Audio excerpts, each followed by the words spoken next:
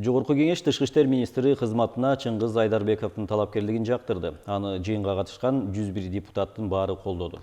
41 жаштагы Айдарбеков 20 жыл бою Тышкы иштер министрлигинин түзүмдөрүндө, дипломатиялык өкүлчүлүктөрдө, жогорку кеңештин аппаратында эмгектенип, соңку 2 жылдан ашуун убакыттан бери Жапонияда элчи болуп иштеп келген.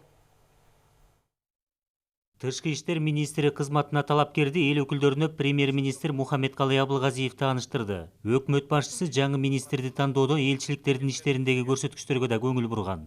Өкмөттө иштеп жатып байкадым, ушу Япония мамлекетиндеги мамилелердин жакшырып келаткандыгы. Анын ичинде Жайка эл аралык агенттигинин бизге берип жаткан, бизде жасап жаткан, ишке ашырып жаткан долбоорлору, мамлекеттик деңгээлдеги бир нече ушул карым-катнаштар. Айдарбеков талапкерлигинин көрсөтүлүшү өзү үчүн күтүүсүз болгонун, бирок бул кызматты аркалап татыктуу иштеп кетүүгө даяр экенин айтты. Депутаттар Тышкы иштер министрлигинин ишмердүүлүгү, элчилердин этикасы, дипломаттарга түзүлгөн шарттар өңдүү бир катар суроолорду берип, сунуштарды айтышты. Сыртта иштеген дипломаттардын, негизги посольстводо иштеген кызматкерлердин шартына бир көңүл бурсаңыз министр болгондо. Себеби айлык маянасы дагы биздин кошуна эле өлкөлөрдөн 2-3 эсеге аз экен.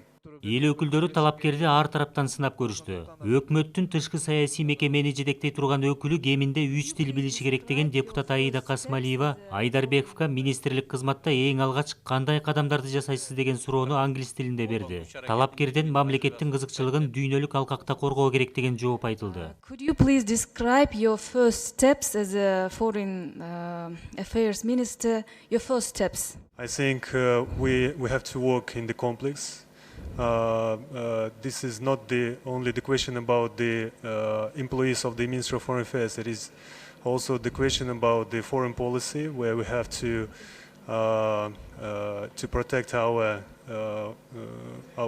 state interests and to promote it at the international level. Талапкер жыйынга катышкан 101 депутаттын баарынын колдоосуна ээ болду. Тажрыйбаңыз азыркы мына министр болуп калсаңыз да жетет деп мен ишенем. Соңку учурда коомчулукта Тышкы иштер министрлигинин ишмердүүлүгүнө байланыштуу кызуу талкуулар жүрүп келген. Айдарбеков айтылган сындардан натыйжа болоорун билдирет. Тышкы иштер министрлигинде биз акыркы мөөнөттө массалык маалымат каражаттарында чыккан сын пикирлерди эске алып, ошол боюнча комплекс түрдө талдоону кылып, изилдөөлөрдү жүргүзүп, андан кийин тийиштүү чечимдерди биз кабыл алсак болот. 41 жаштагы Айдарбеков 20 жыл бою Тышкы иштер министрлигинин түзүмдөрүндө, дипломатиялык өкүлчүлүктөрдө, жогорку кеңештин аппаратында эмгектенип, соңку 2 жылдан ашуун убакыттан бери Жапонияда элчи болуп иштеп келген.